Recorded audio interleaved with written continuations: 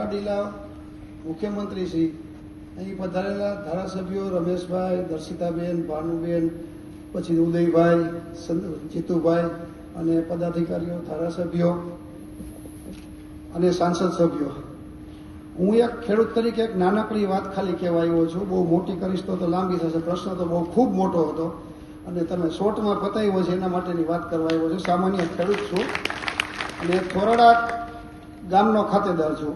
આપણો આજી ડેમ બન્યો ને મિત્રો, ત્યારે સરકારે જમીન સંપાદન કરેલી, ખેડૂતોએ હોંશે હોંશે આપી દીધી, એટલા માટે કે આપણો આજી ડેમ એ રાજકોટની જીવાદોરી કહેવાય.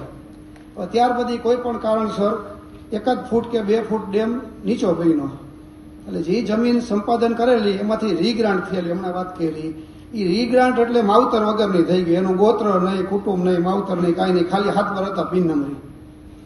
એના માટે મને આપણે સચિવાલય સુધી પહોંચાડવાવાળા ધારાસભ્ય લાખાભાઈ સાગઠિયા, ત્યાંથી એ પ્રશ્નને વાચા આપવાવાળા ધારાસભ્ય રાઘવજીભાઈ પટેલ, અને ત્યાંથી સંજયસિંહ મરડા અને રમેશભાઈ ટીલાળા, આપણા ધારાસભ્યો, આ બધાએ પ્રશ્નને આગળ લઈ અને આપણા સંવેદનશીલ મુખ્યમંત્રી પાસે આપ્યો. એને ખાલી ફાઇલ નહીં, એને તો જમીન જોઈને સીધો આનો નિર્ણય લેવાનો કર્યો. એનું જાહેરનામું બહાર પડી ગયું, પછી એનો હુકમ થઈ ગયો. હુકમ થયા પછી એમાં આ બધા બહુ ખૂબ કામ આવ્યા છે. હુકમ થયા પછી આવ્યું રાજકોટનું કામ. હવે એમાં આપણને ખૂબ મદદરૂપ થયા હોય તો આપણા કલેક્ટર સાહેબ શ્રી ઓમ પ્રકાશજી, પછી રેવન્યુ રેકર્ડમાં મામલતદાર પૂર્વ અજમેરા સાહેબ, પછી આપણે જનકભાઈ શેરસિયા સાહેબ અને એમનો તલાટીગણ અને તમામગણ. હવે મિત્રો, આ પ્રશ્ન ઉકેલવો અઘરો બહુ એટલા માટે હતો કે આનું કાંઈ ગોત્ર કાંઈ હતું જ નહીં. પ્રમોલગેશનથી બનીને કાંઈ નહોતું. એ પ્રમોલગેશનની કરવા માટે આપણે પૂર્વ મામલતદાર રાત્રે 12 વાગ્યા સુધી બેઠીને સાહેબ, મંત્રી સાહેબ ભૂપેન્દ્રભાઈ કાર્ય કરેલું છે, મેં જોયેલું છે. 12 વાગે 1 વાગે મને ફોન આવતો કે અમે અહીંયા બેઠા છીએ. અને આપણા કલેક્ટર શ્રી ઓમ પ્રકાશજી એ બી 10 વાગ્યા સુધી સૂચનાઓ આપતા કર્યું છે. તો આ કામ એકદમ ઝડપથી થયું, એટલે આપણું લોકાર્પણ થયું. એના કરતાં તો લગભગ ઘણું મોટું કાર્ય થયું છે. 300 એકર જમીન છૂટી થઈ કહેવાય, એટલે આપણા થોરાડાના ખેડૂત માટે તો આ લોકાર્પણ કરતાં ઘણું મોટું કહેવાય.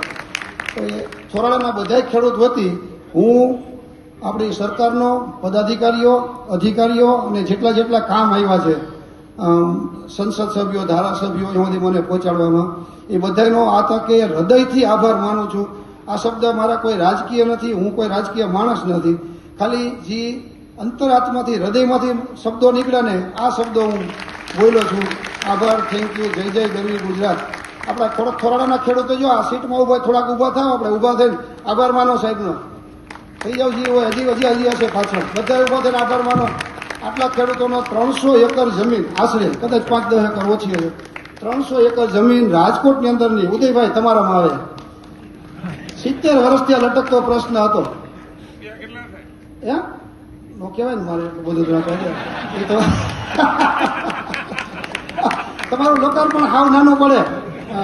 જીતુભાઈ, તમારું લોકાર્પણ હાવ નાનું પડે એટલા થાય અત્યારે, એનું કાંઈ હતું નહીં. અને ખેડૂત બિચારા બધા એટલા સીધા છે કે 70 વર્ષમાં કોઈ દી એને રજૂઆત નથી કરી કે અમારી જમીનમાં કાંઈ નથી. હવે મારે લાઇટ લેવાનું થયું, લાઇટ કનેક્શન, એટલે જીબીમાં ગયો હતો કે ટીપણ લેવા ગયો કે આ જમીનનું ભાઈ કાંઈ છે ને, હાથ બારનું પૂઠિયા સિવાય કાંઈ નથી, એ બિન નંબરી છે, ન મળે કનેક્શન, તમારે ન મળે મરણનો દાખલો, કોઈ સરકારી સહાય ન મળે, કોઈ પણ કાર્ય કરવું તમે ક્યાં બેઠા છો, શું છે, એ કાંઈ હતું નહીં. આ બધું અહીં રાજકોટ લેવલે આપણા કલેક્ટર સાહેબ ઓમ પ્રકાશજી, મામલતદાર અજમેરા સાહેબ, એના સ્ટાફે ખૂબ જહેમત ઉઠાવી છે. એ બદલ થોરાડાના બધા ખેડૂત ખાતેદાર વતી હું આ બધાનો ખૂબ આભાર માનું છું. જય હિન્દ, જય જય ગરવી ગુજરાત.